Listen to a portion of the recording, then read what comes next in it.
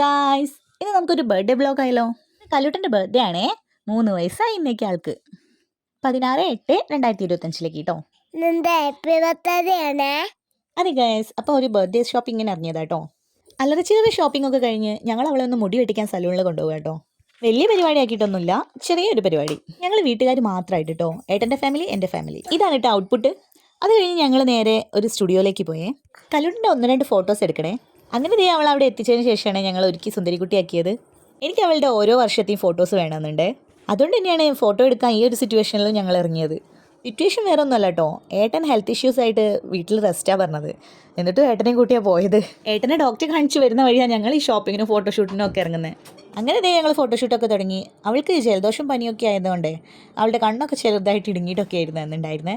അങ്ങനെ ആദ്യത്തെ കുറച്ച് ഫോട്ടോസിനൊക്കെ ആൾ നല്ല കുട്ടിയായിട്ട് ഇരുന്നതെന്ന്. പിന്നെ ജന്മം ഉണ്ടെങ്കിൽ മോളിരിക്കില്ല. പിന്നെ അവസാനം കാത്തൂനെയൊക്കെ കാണിച്ചു തരാം, അത് കാണിച്ചു തരാമെന്നൊക്കെ പറഞ്ഞ് സമാധാനിപ്പിച്ച് കൊണ്ടുവന്നതാണ്. പിന്നീട് ഒരു 2-3 നല്ല ഫോട്ടോസ് കിട്ടി. ആ ഫോട്ടോസ് ഇതിൻ്റെ കൂടെ ആഡ് ചെയ്യാമേ. അങ്ങനെ ഈ 4 സുന്ദരി ഫോട്ടോസും വാങ്ങിച്ച് ഞങ്ങൾ വീട്ടിലേക്ക് പോന്നു. ഫോട്ടോസൊക്കെ എല്ലാവർക്കും ഇഷ്ടമായിട്ടോ. ഇത് പിന്നെ അതേ ബർത്ത്ഡേയുടെ അന്ന് രാവിലെ ആളെ എഴുന്നേൽപ്പിക്കാൻ ഞാൻ പെടുന്ന പാടാണ്. ഞാൻ മാത്രമല്ല, അവളുടെ അച്ഛനും ഉണ്ട്. കഷ്ടപ്പെടണം അവളെ രാവിലെ ഒന്ന് നയിപ്പിച്ചെടുക്കണമെങ്കിൽ. ഈ കേടോ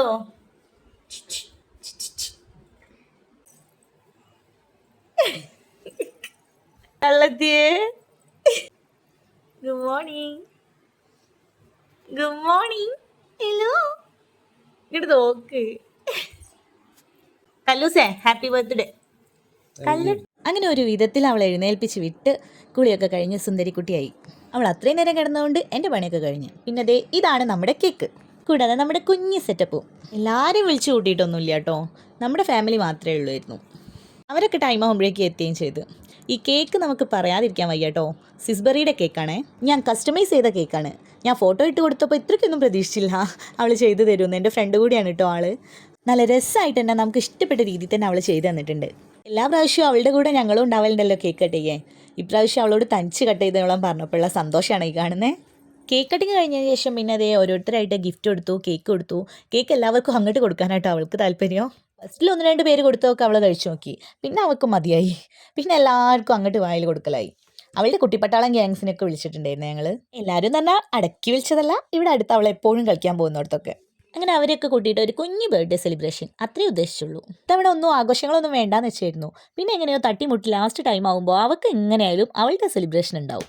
ഇവളുടെ ലൈഫിലെ ഓരോ ഘട്ടവും ഞങ്ങൾക്ക് വാല്യൂബിൾ ആയിട്ടുള്ളത്. അത് എല്ലാ അച്ഛനമ്മമാർക്കും അങ്ങനെയൊക്കെ തന്നെയാണ്. ഇവിടെ ഞങ്ങൾ അങ്ങനെ വെയിറ്റ് ചെയ്ത് കിട്ടിയതായതുകൊണ്ട് ഇവർക്ക് എന്തോ ഞങ്ങളുടെ ലൈഫിൽ വാല്യൂ കൂടുതലാണ്. ഞങ്ങളേക്കാൾ കൂടുതൽ വെയിറ്റ് ചെയ്യുന്ന ആൾക്കാരുണ്ട് കേട്ടോ, ഇല്ല എന്നല്ല.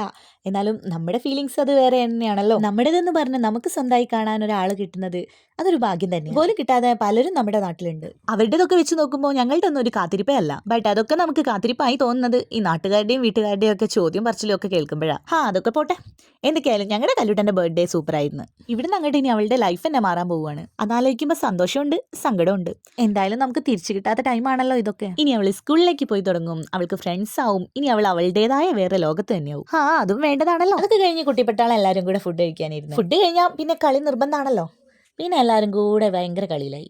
ആ ടൈമിലാണ് ഞങ്ങൾ ഫുഡ് കഴിക്കാൻ പോയതും. എല്ലാവരും കൂടെ കണ്ടപ്പോൾ പിന്നെ അവൾക്ക് ഉറക്കമില്ല, ഒന്നുമില്ല. കളിച്ചാൽ മാത്രം മതി എന്നുള്ളതായി. പിന്നെ ഓരോരുത്തരായിട്ട് സ്ഥലം വിട്ടു. ഈവനിങ് ആയപ്പോഴേ പിന്നെ അവളുടെ അടുത്ത ഫ്രണ്ട് എത്തി. ഇയാൾ പ്രതീക്ഷിക്കാതെ എത്തിയതായിരുന്നു കേട്ടോ. അയാൾക്ക് ഇരുന്ന് അവൾ പഠിപ്പിച്ചു കൊടുക്കുകയാണ് ABCD. ഞാൻ കുറച്ച് കഴിഞ്ഞാൽ അവരും പോയി. എന്തൊക്കെയായാലും ബർത്ത്ഡേ സൂപ്പറായി. ഇന്നത്തെ ബർത്ത്ഡേ വ്ലോഗ് ഇത്രയേ ഉള്ളൂ. അപ്പോൾ അടുത്ത വീഡിയോ ആയിട്ട് വീണ്ടും കാണുന്നവരെ ടാറ്റാ, ബൈ ബൈ.